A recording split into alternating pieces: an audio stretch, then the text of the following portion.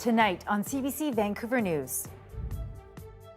Paradise burned to ashes. It was very scary, I'm not gonna lie. It was pretty harrowing. Traveling British Columbians grateful to be home as Hawaiians grapple with devastating losses. Plus, heat wave warning. We are expecting higher than normal temperatures across British Columbia. Take precautions now, urge officials as hot weather is set to sink in.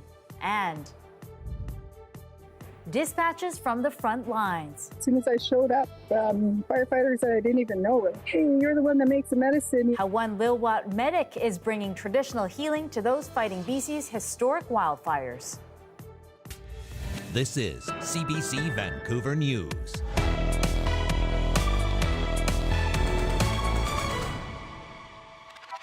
Good evening, I'm Lien Yeung. Thanks for joining us. The disaster in Hawaii is being felt on the islands and beyond. At least 53 people have been killed by raging wildfires, and that number is expected to rise. The fire in Maui is the most dangerous and catastrophic, but multiple fires are raging across Hawaii. Lindsay Duncombe now on the evacuation efforts and how some Canadians stuck there are making the harrowing trek home. Oh my God! Even from the air, it's hard to grasp the scope of the loss. On the ground, individual scenes of horror. This is not even the worst of it. Still get dead bodies in the water floating and on the seawall. They've been sitting there since last night. We've been pulling people out since last night. The death toll certain to rise. We do know that more people have perished. We also are only now getting some of our search and rescue personnel into other houses. There are helicopters floating around the community right now. That number is going to go up very significantly. Lahaina, a tourist town home to 12,000 people, is flattened. Homes, livelihoods, gone. Everyone that I know and love, everyone that I'm related to, that I communicate with, my colleagues, friends, family, we're all homeless. From governments, promises to help. Anyone who's lost a loved one whose home has been damaged or destroyed is going to get help immediately. The scale of this disaster is rattling confidence in systems designed to protect people. There are reports 911 wasn't working, no internet or phone service for days. Not surprising to people who plan for emergencies. Unfortunately, communications are a huge challenge in the disaster context. These are the moments when the systems are under the highest amount of strain and stress, and they're also vulnerable to the same kinds of disruption that we're experiencing. We had no connection to the outside world for almost 3 days. Natalie Barsasat is from BC. She spent the night in a rental car in a Walmart parking lot after being rescued from her hotel by the National Guard. This poor woman was crying next to me, holding her 3-month-old baby. Her house was burnt down. Her dog died in the fire, and she couldn't get hold of her husband, who was somewhere near her old house. And it was just horrifying. Barsasat has a flight home. She's worried, though, for the people who can't leave, that the horror for those who live here is still unfolding. Lindsay Duncombe, CBC News, Vancouver. For British Columbians, the images of the fires ripping through the streets of Maui are heartbreaking. So many have visited the island. And this morning, travelers coming home at YVR shared a bit of what they saw. My friend lost his cottage and his home. My daughter's good friend, they lost their home. So we know people personally that are homeless. I was staying at my friend's place. They live in Lahaina, which is like where it was like the worst. We saw like the flames through the window. They were on like both sides. I think like east and west, I'm not sure. And then we were like just trying to track if it got closer. And like finally around like 8 or 9, the police came with like sirens. They told us to evacuate. So then we did. The door broke because of the wind, so we were all climbing out through the window. And she has 3 cats, so like at the last second she was like trying to wrestle one from under the couch because he was like really, really scared. And like as I was climbing out the window, I got stuck. And then like she had to like help me. And like just like a few hours ago, we learned that the whole place burnt down. So we checked out of a hotel and didn't really have a place to stay, and ended up Westin Resort allowed us to just stay in their lobby, so we pulled out one of those suntan chairs and just slept last night. We're just really grateful that we got on our flight. We slept at the Maui airport for 24 hours. It was very scary, I'm not gonna lie. It was pretty harrowing, and your dream vacation turns into something like this. You didn't know, but at least we weren't affected. The people there are having it a lot worse. Their homes, their livelihoods. Another BC resident who fled the island says that piece of paradise will never be the same again. Olivia Hung's recent trip to Maui was cut short after the wildfires torched the house she was staying in. She's safely back home in Richmond now. I was staying at my friend's house because I'm visiting them. That was why I was there. It was sort of like a trip also to catch up with them. And when I learned of the fires, of course, there was no electricity, there was no signal, there was no water or anything. So when I learned of the fires was when I actually saw the fires through the window. We did not know when to evacuate. We were just sort of trapped because no service, nothing. We don't know what's going on. We could it was like a waiting game. We can only sit there and wait. It was really hectic when we had a lot of stuff. One of our friends made multiple trips downstairs and upstairs to load the car. And my friend has 3 cats, and one of them was really anxious. He was hiding under the couch. At the last moment, she was turning the couches upside down, trying to find a cat, and I was freaking out, wondering if we would get out on time. And then once we got in the car, we drove to near Kahului where we got signal, and then we started calling possible people in the area, asking them if we could stay with them. And in the end, we stayed with my friend's mom's best friend, and they are still there at this moment. The roads, there was a lot of cars pulled over because some people, they had nowhere to go. They could only just sit at the side of the road and wait. And then there were power lines that were down. I remember we had to drive over one, and we were really scared because we didn't know if it was going to explode or not. I'm really relieved, really tired, but I'm glad I still have a home to go to because my friends, their house burned down. Everyone I know, their homes burned down. And I'm looking through my vacation pictures, and it's so hard because knowing all of those places are gone now. It was probably the last time I'll ever go there, and it's never going to be the same again. And as BC grapples with our own wildfires and drought, a heat wave is expected over much of the province by this weekend. Officials warn British Columbians to take precautions as temperatures could spike to the high 30s in some parts of BC. But as John Hernandez reports, longer August nights could keep those record temperatures at bay. A burst of rain and clouds have provided a little relief over what's been a hot and dry summer, but it won't last very long. Starting this weekend, we are expecting higher than normal temperatures across British Columbia. Environment Canada says a heat wave could hit much of BC as early as Sunday. Heat warnings will still be very possible, especially for Vancouver Island, the South Coast, and southwestern interior. Those are locations that we're going to be watching closely for a heat warning starting as early as Sunday. Temperatures in Metro Vancouver could reach up to 30 degrees, and it will likely be even hotter in the interior. The saving grace, longer nights means temperatures likely won't reach record highs. While these elevated temperatures may pose risks, I do want to assure everyone that this upcoming heat event is not expected to be as extreme as the event that we faced in June and July of 2021. That historic heat dome killed more than 600 people across the province. Conditions haven't been nearly as lethal this year. The BC Coroner's Service says it's investigating just 3 potential heat-related deaths recorded last month. The province's top doctor says there are deaths every year, which is why it's crucial to take precautions. It's important to be aware, to find a place in your home that's cool, to make sure that you do things to keep it cool during the day, like keeping the blinds closed and the windows closed during the day. And then allowing that cool air to come in at night, taking those personal measures. The high temperatures can be particularly taxing for those working outside, including thousands of wildfire crews across the province. Our staff are very used to working in very grueling and challenging conditions, but obviously when you start to see upper 30s and even, we've seen temperatures into the 40s, it does have an impact as you're working really hard on the slopes of BC trying to put out fires. So it's something we'll be monitoring closely. Another hurdle amid a challenging summer, but temperatures are expected to ease late next week. John Hernandez, CBC News, Vancouver. Our weather and climate specialist Darius Madavi joins me now. So Darius, just how hot is it going to get? It's going to get pretty hot, but like we heard, it probably won't be as severe as the heat dome we saw in 2021. And that's good news. Now, what we had earlier this week was that low pressure system out over the Pacific pushing a cold front over most of the province, really the entire province. That cold front has passed through, but right now we're still having fairly moderate temperatures. The south is seeing pretty seasonal temperatures, and up north we're seeing a few degrees below seasonal as a result of the cool air still lingering from that cold front passing through. What's happening now is we're seeing a new high pressure system set up in the south and spread through the north. So what does that mean?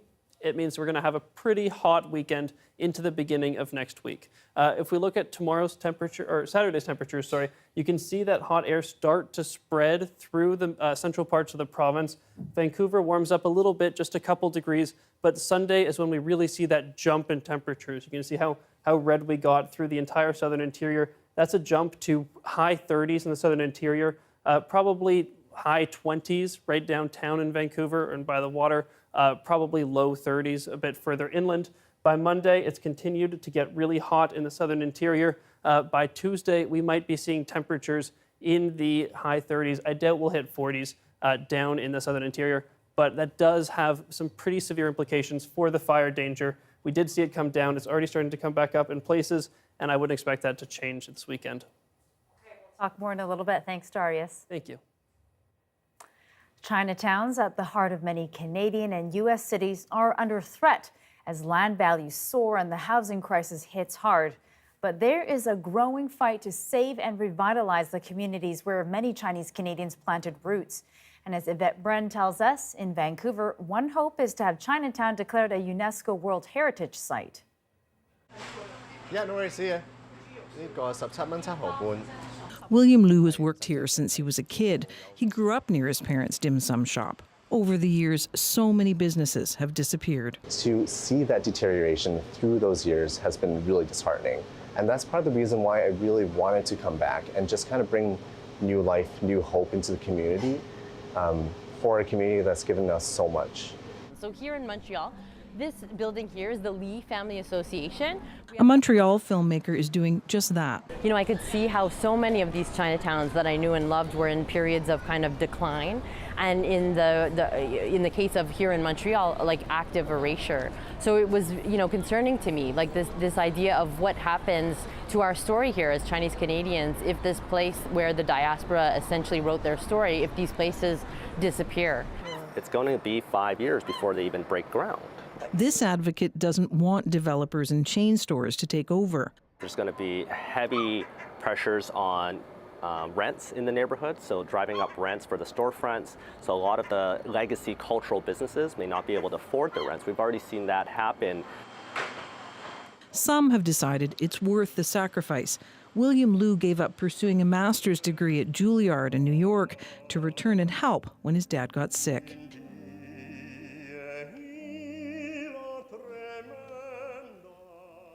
In the back of my mind, I knew that if anything had happened, I would come back immediately.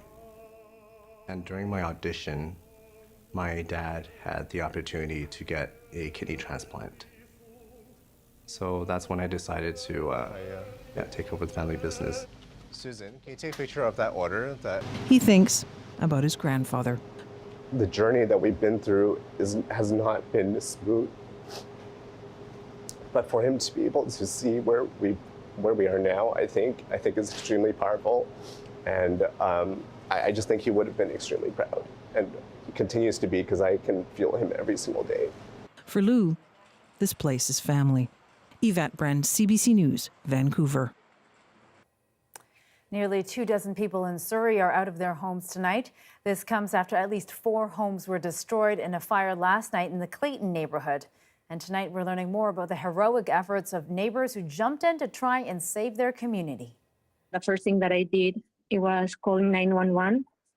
Mia, immediately I was surprised. Like she ran and started like knocking in every door. I was hoping people get their pet kids get out of the houses quickly because, I mean, I bet it was scary for them. I thought, what would my dad do? And I thought he would just run to the houses and start knocking on doors. So that's what I did. Such a brave young woman.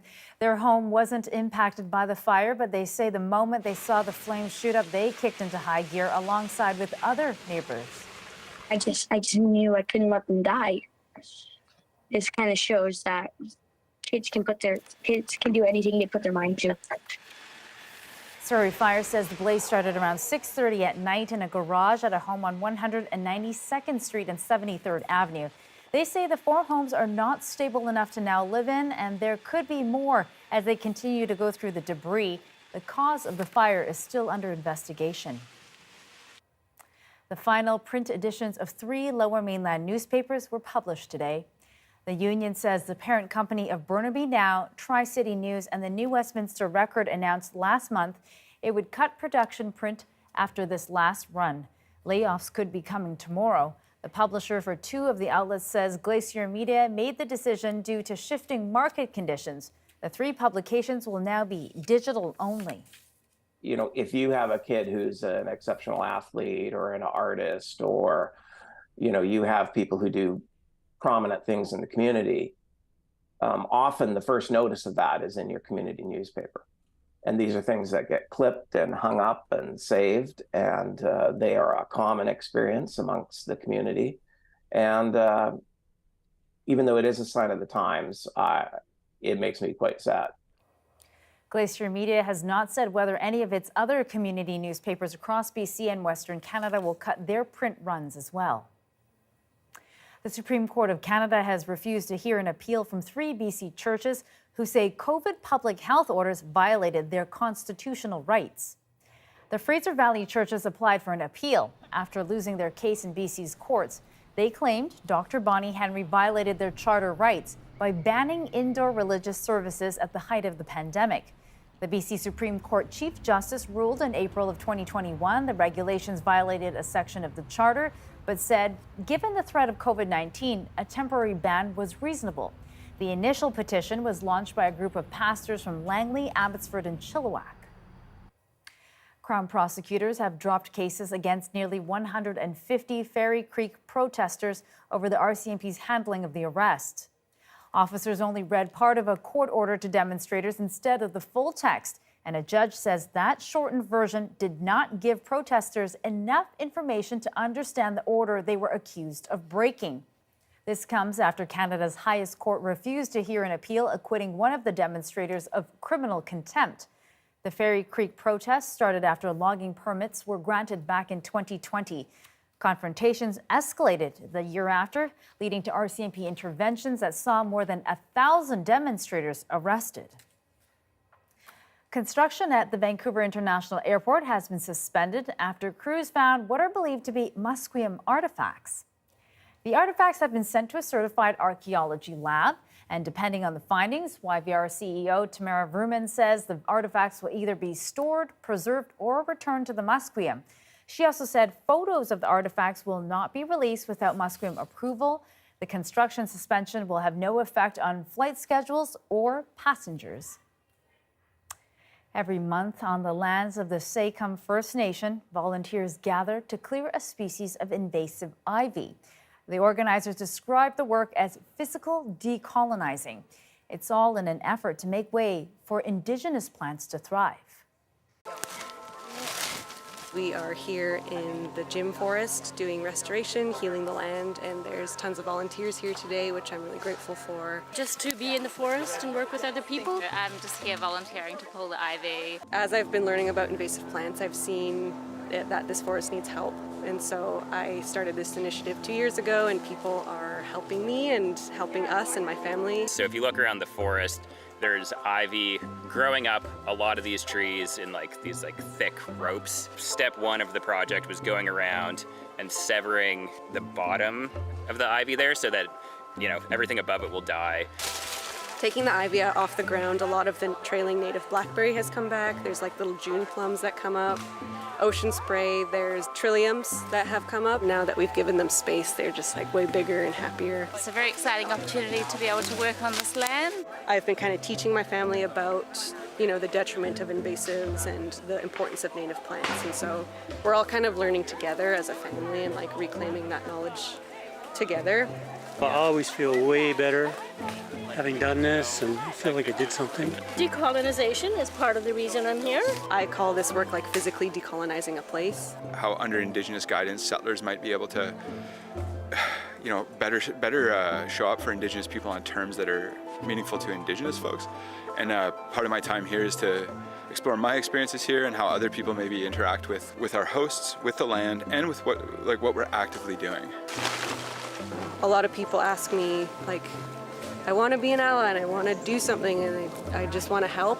And I always encourage people, like, if you're like physically able to be here and do the work, this is like a tangible, feasible way to decolonize. And I think just like taking that time and like being present and being with other people, and you're there, you're working, you end up having these kind of unique conversations that you don't necessarily have people when you're just outside working together. I think is very unique. And I think that brings people together. A year later, you come back and you're already seeing the native plants come back. And that almost feels like that instant gratification there. So I feel like the land has been shown love, and once you give something love, it gives you love back. And once you take care of a place, it takes care of you.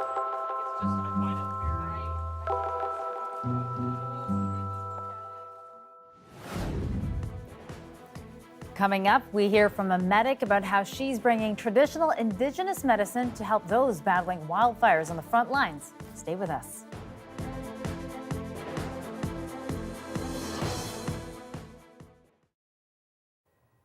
And thanks for joining us through our commercial-free live stream. On a peaceful summer day, it's hard to imagine the violence that once played out on what is now the New Brunswick-Nova Scotia border. 268 years ago, it was a bloody battleground. The French occupied one side while the British held the other. CBC's Khalil Akhtar caught up with a historian. So James, you've brought me out to the marsh here. It's a beautiful sunny day. But this was a violent place for periods of time. This was Fort Lawrence. When you look at this marsh and you see how peaceful it is, and it's you know, it's gorgeous, it's beautiful, it's you know, it's a very relaxing place to be, and it's kind of hard to imagine, you know, the context that this place that we're standing in, you know, some of the things that it's been through over the course of its existence. The first time this place gets burned in like a quasi-military action is 1696. Then it gets pillaged and attacked again in the early 1700s, even still somewhat after the end of what we would call the 7 Years' War in 1763. We're standing on the remains of a fort that once, you know, guarded a side of this marsh, which, honest to goodness, there's a decades-long period where trying to cross from one side of this marsh to the other actually could get you killed. Yeah, because if you look on the horizon there's Fort Beausejour over there. Yeah. This was Fort Lawrence. Tell me about this dynamic. A fort over there, a fort over here, and a marsh in between. If you are in Europe and you want to control the northeastern seaboard of North America and you own this, you're basically good. If you're in North America and you want to protect this entire chunk of the northeastern seaboard during that entire period of time, and you own this, you're basically good. The problem is people recognize that, and that's why it gets fought over. So this place is, again, does not look like it, like so many incredibly important historic locations. Actual global history has hinged here on a number of occasions. And if things had gone slightly differently, we would not live in the world we currently inhabit. The fundamental differences that would have been caused by differences here actually are that critically important when you look at global history. If this exchange of territory had been handled more peacefully instead of burning a town, we would live in a different country. Absolutely. And, you know, not going to put value judgments on that, but things that happened where we are right now inform moments in Canadian history that we still cope with.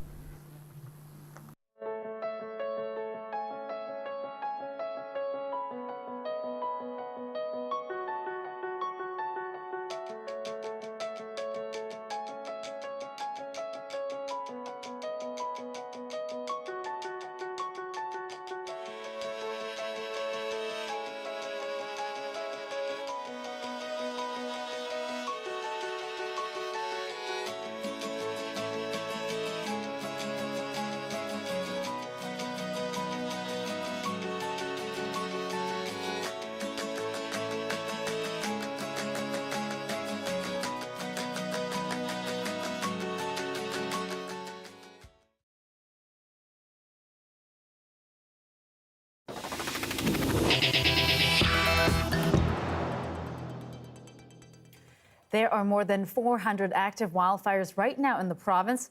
My next guest has been working on the front lines. Jackie Andrew is Lilwat and a medic. She's the founder of First Nations First Aid. So hi, Jackie. Thank you for joining us, first of all. Hi, Christian. Thank you. So, this has been your first official wildfire season on the front lines, and you just spent the last 12, 13 days of the Seton Portage wildfire. So that's just outside of Lillooet. What was it like for you to be out there? It was my first fire. So, it was a big learning curve, and I did enjoy it. It was nice. It was also our territory. It was one of the chiefs who called me to go out and support our people, and yeah, it was. And I'll do it again. And there's definitely some big lessons in it all. I can't imagine it was easy work. It got really bad as soon as we got there. It was okay throughout the day, and then we went for dinner, and then we were going to have a debrief, and then we heard on the radio we're all we're told that we had to go back out. So we went out, and I stayed out there for the whole night, and many of us did, and all the structures were encroached by the fire. Everything was at risk, and it was everywhere. It was behind us. It was up road, down road. It was by the schools, at the gas bar, and I was stationed at the gas bar and stayed all night. And then I remember radioing for one of our firefighters, because I was like, he's out there and he's working hard and he's diabetic, and so I called his crew bosses, and they said, get him up, pull him. So I pulled him, I got him in the truck, and I asked how he was doing, gave him some fluids and rest a bit. And then I told him, I said, I know you don't have your meds, so we can't check your glucose level. So I pulled out a stick. So we have like a Devil's Club stick on my dash. And then I had some boiled water because I was prepared for anything. And then I told him, I said, he knew, he's familiar with it. And I asked him to scrape it. And I said, scrape the bark off, and he put it, I gave him a mug, and he sat there and he drank it. We talked and stuff, and then he was okay. And I assured that he was okay to go back out into the field, and he was. And many of us, I stayed there all night again, and I think I slept in my truck, where I was stationed, just so that they can see me, flashers on, and it was scary. I thought that we were going to have some serious incident and maybe some structural loss. And, Jackie, the work that you do is so unique. How have you been able to bring in your traditional medicines into the work that you're doing? Well, it's like I said, I was raised around the medicines with my mom. She taught us. We'd go and harvest, and then during the pandemic, I just took on businesses with distributing it, and I just have it out there. As soon as I showed up, firefighters that I didn't even know were like, "Hey, you're the one that makes the medicine. We need that." Or I have a bad knee, and so I'm like, "Yeah." So I'd get it, and it's one local firefighter. She was stung several times too. So we'd go through the process. She'd give herself the EpiPen. She had Benadryl, so she'd take that. But she'd be swelling up, and even the next day she was. And so I'd here you go, here's some salve that I made, and it helps. Or one of our crew bosses too, he got stung several times, and I radioed him, and I'm just telling him, I said, if you have plantain in the yard there or in the school field, just grab that and rub it together until it forms a juice, and slap that on. And and people were. Especially First Nations, they knew about it, and they know it, and they believe it, and so they use it. But other people, it's starting to spread, and they're starting to have a lot of respect for it, just like we do with the wildfires. Well, Jackie, I want to thank you for, sharing your knowledge and taking the time to talk to us today. I know you're much in demand. You're heading over to Kamloops next to help out over there. Thanks for talking to us today, Jackie Andrew.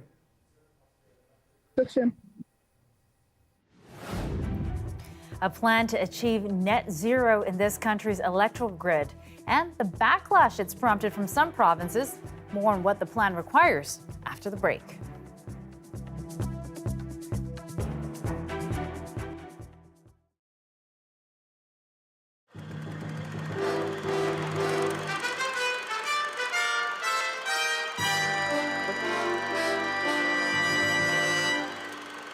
My letter to the Vancouver Courier newspaper. There were those for it. I feel that Bryan Adams has done more for Vancouver than any other musician. There were those against it. You can say free tickets till you're blue in the face, but I spell big money here, one way or the other. There was the city engineer and the police department, who said that with less than 2 weeks to go, there just wasn't enough time to organize security to handle a larger crowd. The fans at a Bryan Adams concert are without a doubt probably the best behaved, the most responsible, and clean-cut crowd that you could possibly have. Who goes to a Bryan Adams show? Families go to a Bryan Adams show. And there was Bruce Allen himself. Although he was pushing for an open concert, Allen offered some intriguing concessions. The concert we now propose is to take place in the daylight, with a maximum of 2 acts, only 4 hours long, between the hours of 3 p.m. and 7 p.m. Now, the results of these changes are very apparent. By having this concert for a shorter duration and only during the daylight, we minimize the damage, if any, to the grass. And we eliminate the chance that those people who are interested in causing problems can now not do so under the cover of darkness. We believe this shortening of the show to be a major, major concession, but a concession that should please everyone. He didn't stop there. There will be merchandise available at this event. We propose that the Parks Board take 30% off the top, and we also propose that the Parks Board staff up the concessions and participate totally 100% in the area of food and drink. We will not participate in this area of potential income. But after hours of haggling, listening to both sides on the issue, the Park Board denied the changes Allen was after and killed the concert. It's very obvious to me, too, after sitting through a meeting like this, that the bureaucrats are running the city because the people are in favor of this concert. I don't care what public poll they want to bring up, the people are in favor of this concert, but the bureaucrats don't want to go through the work of having to pull it off. And Allen tore a strip off the Vancouver police for their estimated policing bill of $94,000. To me, that price that they threw at us was nothing but a gouge. It was nothing about somebody trying to make a lot of money off a free event. It was unconscionable. It was ridiculous. As the gentleman said, the Black Crowes concert with 50,000 people in Toronto, their police bill was $5,500. The Paul Simon concert in New York with 750,000 people was $75,000. The Vancouver Police Department was not going to make one dime on this concert. We don't make money on concerts. The city has a policy that the police are to recover their costs on special events. All we were doing was adhering to that policy. The manpower requirements are set by our department, not the promoter, based on what we deem necessary to safely police the event.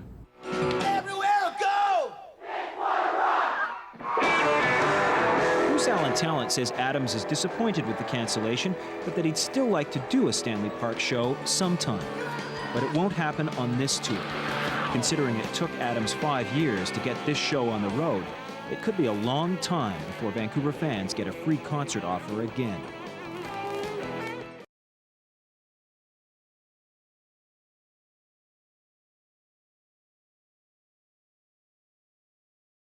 Hey, I'm Johanna Wagstaff. And hi there, I'm Rohith Joseph. And we're asking for 10 minutes of your day to go through the 10 things that the UN recommends we can all do when it comes to climate change. Please don't leave. No. And also, the things aren't new.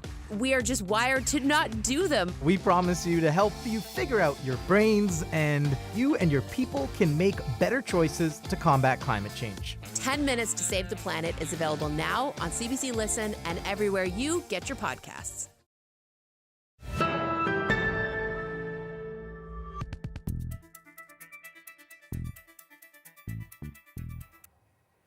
The federal government has unveiled its plans to make Canada's electrical grid net zero. Officials say it's essential for the economic and environmental health of the country. But as Marina von Stackelberg reports, the plan has drawn criticism from lawmakers in Alberta and Saskatchewan. Canada's electrical grid is already one of the cleanest in the world. 84% of electricity production emits no greenhouse gases. Now a plan from the federal government to make the entire grid even cleaner in 12 years. We know that what we're doing is not enough, because what we're doing leads to the type of summer we've seen in Canada in terms of climate impact. and all around the world. So we need to do more. Experts say demand for electricity in Canada could double in the next 3 decades. Getting serious about climate change means using more electricity. It's the most important thing we have to do. So ensuring that our systems are ready, that they're ready with plentiful, affordable, clean power is absolutely essential 21st century economic investment. There will be exemptions, like for remote communities that rely on diesel. Electricity providers will also still be allowed to use natural gas and diesel, but they will have to offset their emissions. I think the good thing about how well these regulations are designed is that they provide policy certainty to industry, investors, and communities so that they can plan, and at the same time, they give flexibility to provinces. But the provinces of Alberta and Saskatchewan say the regulations disregard how electricity is made in their provinces. An arbitrary target of 2035 for a net zero electricity grid is completely unrealistic. It's also unconstitutional. And of course, it impedes the affordability and reliability of our grid for everyday Albertans. Electricity providers say they are on board with the new rules. They are very stringent, and so there will be a process for us and with government over the coming months to make sure that we can get them right to build the system that Canadians need. Canada's Environment Minister says 12 years is plenty of time for utilities and provinces to build the clean electricity grid that's needed. And there will be money to help them do that. Over the next decade, Ottawa has earmarked $40 billion. Marina von Stackelberg, CBC News, Ottawa. Students across Canada are sounding the alarm over the lack of available housing. Many are in limbo just weeks before classes begin. And as Thomas Douglas shows us, it may prove especially difficult for those coming from abroad. It took months of searching, but Hadia Rastamifar finally landed this apartment for the fall. I had to consider whether I was going to be homeless or not for a good portion of the academic year. Originally from Iran, Rastamifar is studying psychology at the University of Calgary. Entering her 3rd year, she found herself priced out of housing on campus. I'm lucky that I found even a place that's 30 minutes away from campus by transit. As Canada's housing crisis sends renters everywhere scrambling with high prices and low supply, student residences are reporting previously unseen wait lists. From west this year, we're seeing it at 750 people. To east. That adds up to probably about 150 people who are currently looking for accommodations on campus. Inflation and interest rate hikes have led many renters to put off plans to buy a home. Instead, they're holding on to apartments, making it harder for newcomers to find a place to stay that's available immediately. One university. And with Canadian schools promoting themselves abroad, welcome to Concordia University. International students are coming in bigger numbers. These institutions, they're not really being honest many times about the accommodation aspect, which is fundamental. Imagine signing up for a Canadian university from Pakistan, then learning just how hard it is to find a place to stay here. Haroon Malik was accepted at Memorial University of Newfoundland. Obviously, I wouldn't want to be homeless, and I also don't have any friend or family in St. John's to count on. He's still searching with so far nowhere to go when he arrives later this month. Thomas Douglas, CBC News, Toronto. The Public Health Agency of Canada is sending scientists to New Brunswick to help with what some have called a mysterious illness. But the province is clear its investigation is closed. Kayla Hounsell shows us why patients feel they're being ignored and their doctor being made a scapegoat. Roger Ellis has been struggling with these symptoms for nearly 4 years. His son says he and others like him deserve answers. It keeps me going. We have to get to the bottom of this. In 2021, the New Brunswick government announced it was dealing with a mysterious condition. It investigated 48 cases, then last February said this. The committee has concluded that no such syndrome exists. Now, the Public Health Agency of Canada is sending 2 federal epidemiologists to New Brunswick for 3 days. It says their focus is to help the leading neurologist, Dr. Alier Marrero, with paperwork the province says he's been unable to keep up with. His patients say he's the only one trying to help them. I hope the support for Dr. Marrero is an unbiased support, and that they also do look into environmental testing, because I host support groups for the patients, and there's a lot of things that are quite similar. The New Brunswick government is clear. This does not mean it is reopening its investigation. That's unacceptable, and we're still going to continue to demand an investigation. In January, Dr. Marrero wrote this letter to the Chief Medical Health Officers of Canada and New Brunswick, saying he's now following nearly 150 cases. The number of cases has continued to increase, as well as the number of referrals from other provinces, like Nova Scotia, Alberta, and Quebec, he wrote, asking them to study possible environmental toxins. The devastation and the trauma is for the patients in this country who are in New Brunswick and outside of the province who are being sidelined because public health officials are choosing, in our view, to scapegoat a doctor. That advocates group has now sent a letter to Canada's health minister requesting an urgent meeting to address a lack of response by Health Canada to what she calls this extraordinary circumstance. Kayla Hounsell, CBC News, Halifax. Some dentists and hygienists are concerned not enough families are taking advantage of a federal dental benefit. As Brian Labby reports, the benefit is meant to give access to uninsured children.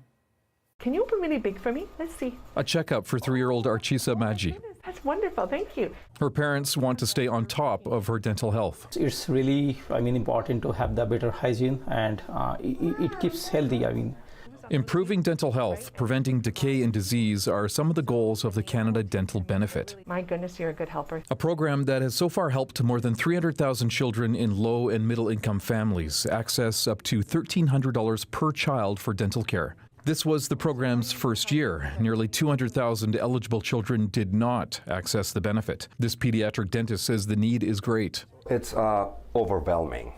We see lots of full mouth decay, and it's very hard on those kids to get work done. So several times we have to put under general anesthesia. We're ready for you. Come on in. Dentists and hygienists are urging parents to access the program to prevent oral decay from getting worse. It's especially disturbing when we see a child, a 6-year-old child or a 5-year-old child, but particularly a 6 or 7-year-old child losing an adult molar. That's particularly distressing. Applications for the benefit can be made online, over the phone, or with a Canada Revenue Agency account.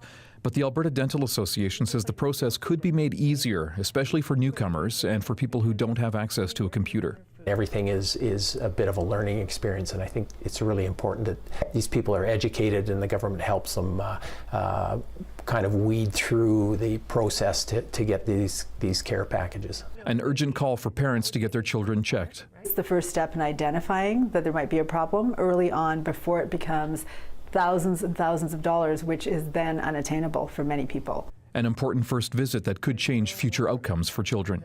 Brian Labby, CBC News, Calgary. After the break, we have more on 3 tourists who blasted off to a place out of this world.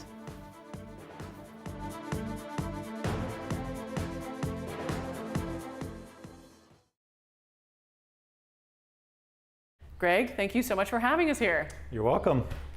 I can say I've officially never been to jail, but this one's pretty nice, nicer than my own home. I know that you've done a lot of work recently. Tell me about the kind of renovations you've done. Okay, well, we've actually just recently reopened, and we spent about $600,000 or so fixing up all of the bathrooms and all of the walls, the windows, the beds, the mattresses, everything in the building that we could replace, we've replaced. When I look around, none of this screams jail to me, but I understand that there's lots of features in the building that kind of tell about its very historical past. Do you mind showing us? Absolutely. Come on this way. Sounds good. After you.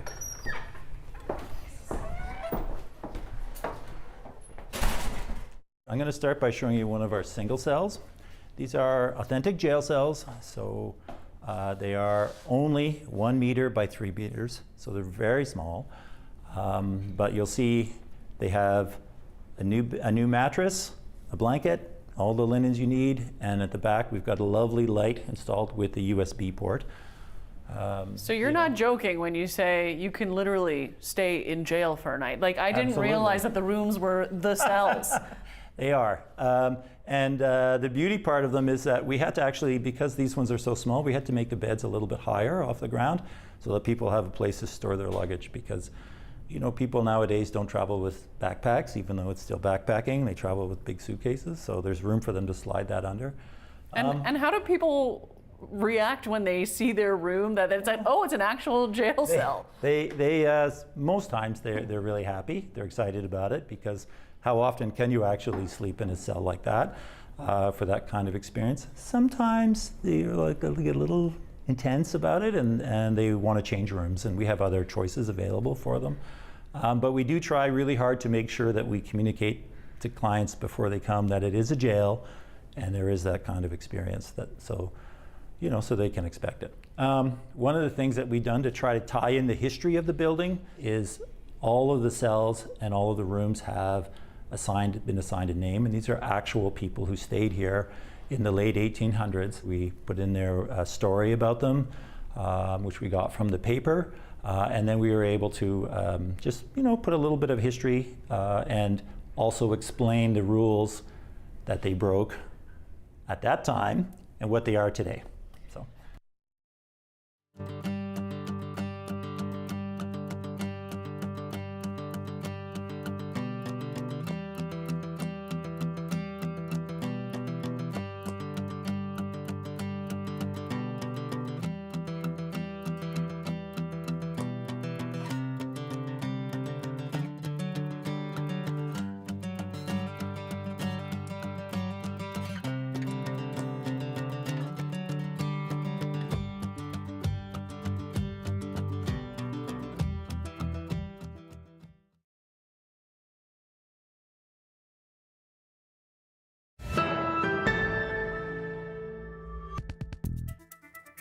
After several previous preliminary trips, Virgin Galactic launched its first flight today with ticketed customers on board.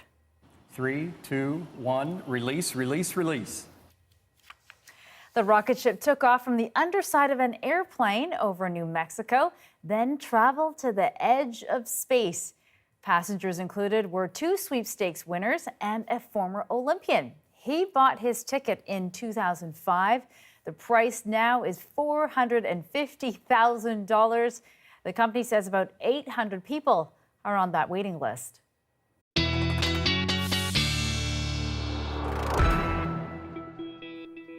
Darius, you're on that waiting list, aren't you? Oh, I wish. If somebody wants to give me $450,000, that'd be great. Yeah. I'd rather go to space than the bottom of the ocean. What about you? You know what? If it didn't cost me $450,000, yes, sign me up. Okay. That would be pretty cool. I'm glad we agree. Yeah.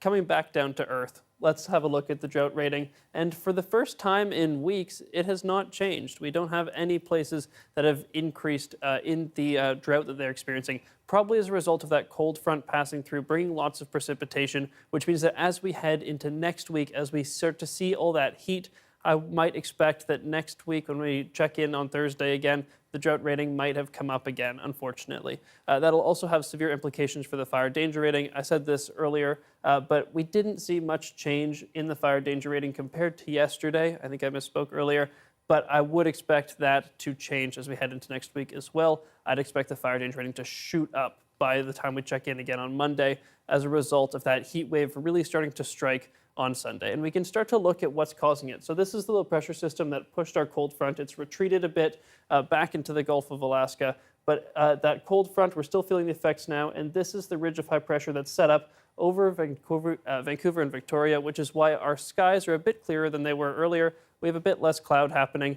And so over the next few days, we can expect that ridge to start to grow into the southern interior. This is tomorrow, Saturday now, and as we see that ridge grow, we're going to start to see temperatures climb, and then Sunday is when it really takes effect in the south. We see temperatures spike in the southern interior, spike in Vancouver, spike in Victoria, and then it's going to keep growing, starting to affect the north, keeping a lot of rain out of the province in the next few afternoons, And then as it pushes into Alberta, we're going to keep seeing high temperatures into at least mid-next week. Wednesday, Thursday, we're still going to see those high temperatures. It's too soon to say heading into next weekend, but I expect the high temperatures to stay for quite a while. This is what we're looking at for Vancouver. You can see that spike happen on Sunday. It'll be much more severe of a jump some places. You can see that inland, it's a much bigger jump than it is down by the water. And so those are sort of the temperatures that we're expecting heading into the beginning of next week. The lows also going to be quite high, so it'll be pretty hot, hot evenings overnight. We got to get those cooling plans in place, right? Yeah. Okay, definitely. all right. Thanks for that, Darius. Thank you. Leaders of the ECOWAS bloc of West African countries has approved the activation of a standby force ready to confront the junta in power since the recent coup in Niger. But as the CBC's Margaret Evans reports, they are still aiming at a peaceful restoration of democracy. From West African leaders, another condemnation of the coup in Niger, the threat of military intervention still on the table. But the current chair of the bloc, Nigeria's President Bola Tinubu, also made it clear it's a path they want to avoid. It is crucial that we prioritize diplomatic negotiations and dialogue as the bedrock of our approach. Hard to do if the coup leaders don't want to talk. Yesterday, Nigerian envoys did manage a meeting with the coup leader, General Abdurrahman Chiani. That's critical, say analysts, if Niger is to avoid bloodshed. We are desperate to have democracy, but at what cost? Olayinka Ajala says the general has African leaders and the West in a tough spot. This coup is bloodless. Not a drop of blood has been shed. So do we want a democracy that is going to be established on the blood of tens of thousands of people if there is an invasion and a resistance? Niamey resident Sadiq Diarra says the coup has brought optimism. I can see that people are really united now, he says, and we're very happy that these soldiers have come to power.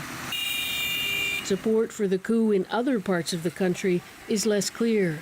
One former politician and rebel leader reportedly putting together a movement to see the deposed president, Mohamed Bazoum, reinstated. Ajala fears internal fighting will open the door even wider for jihadists. We don't want another Syria in that region. We don't want another caliphate. But the junta is clearly setting in for the long haul. They've set up a new cabinet with 21 members. Margaret Evans, CBC News, London. Coming up, we'll tell you why Nickelback's hometown has removed iconic signs celebrating Alberta's biggest rock stars.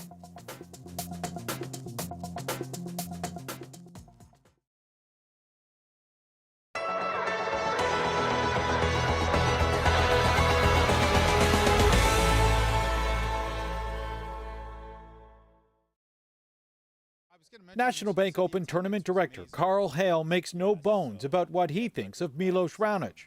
The greatest Canadian player ever. He has certainly done things in the sport that no other Canadian has. In 2016, Raonic climbed to number 3 in the world rankings, making him the highest-ranked Canadian ever. That same year, he made it to the finals at Wimbledon and the semifinals at the Australian Open. He also has 8 career singles titles. Milos is, by getting to the finals of Wimbledon and being number 3, penetrated the social fabric of Canadians. It's helped us to grow tremendously. He's also inspired a generation of young tennis fans. Growing up, he was the guy. He was the face of Canadian tennis. So I'd say whenever I play, it's pretty much him that inspired that. I watch him for serves. He's the best serving person there out there. Since I came to Canada, I've been watching him, and when I saw his run at the Wimbledon 2016, that was very exciting to see. It's not just fans. He's also inspired many of his fellow players, helping pave the way for the likes of Denis Shapovalov and Felix Auger-Aliassime. A number of those young players who were influenced by Raonic will be joining him on center court tonight. Before the match, there will be a ceremony honoring the Canadian team that won the 2022 Davis Cup Championship this past November. It's perfect, it's going to honor him, and hopefully we can get the support behind him. The crowd will be pumped up and push him. Raonic has been plagued by injuries in recent years, forcing him to take a long break from competition. He isn't saying whether or not he plans to continue playing after this season, which means it's possible tonight could be his last match on Canadian soil. It's sad that he might retire after this, but I think he's been pretty great for tennis. It would be very sad to see him not play anymore. We're hoping that we can come back later in the week. He could still be in. Raonic will be in tough, facing 9th-seeded American Francis Tiafoe. Greg Ross, CBC News, Toronto.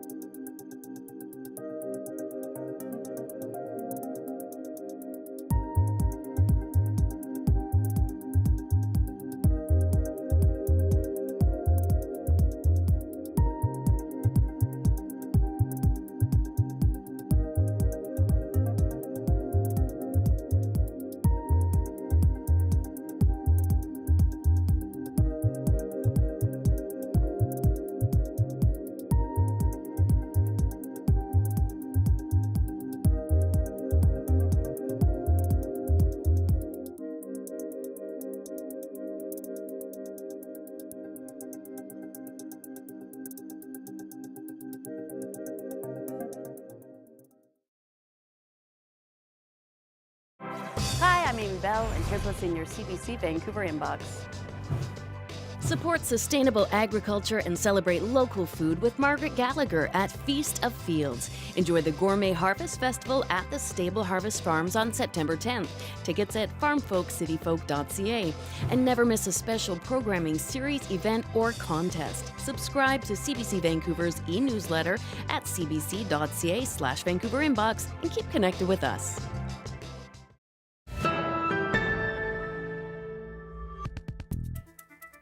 When a small town in Alberta did some sprucing up this spring, welcome signs along the road came down.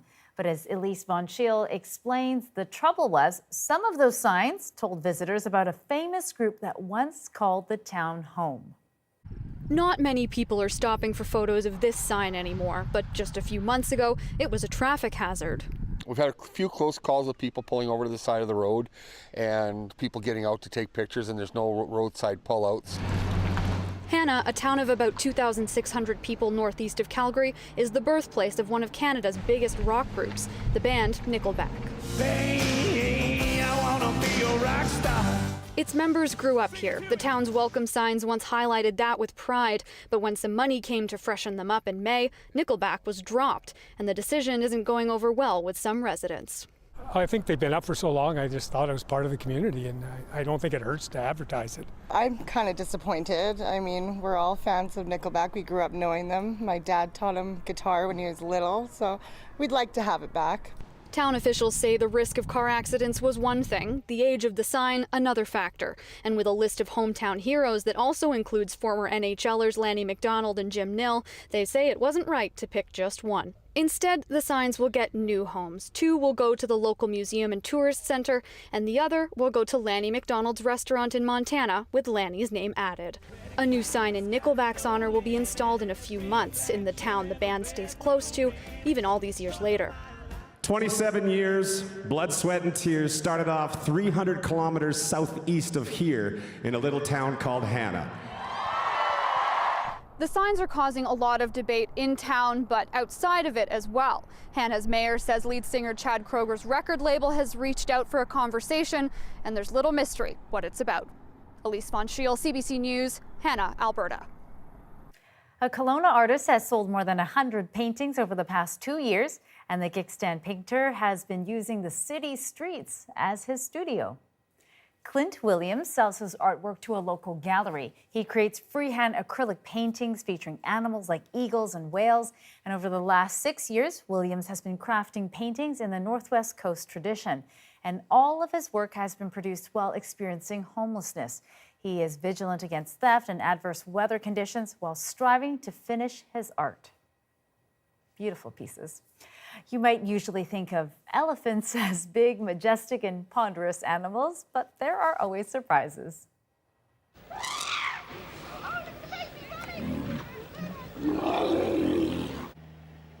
Meet 11-month-old baby elephant Nang Paya.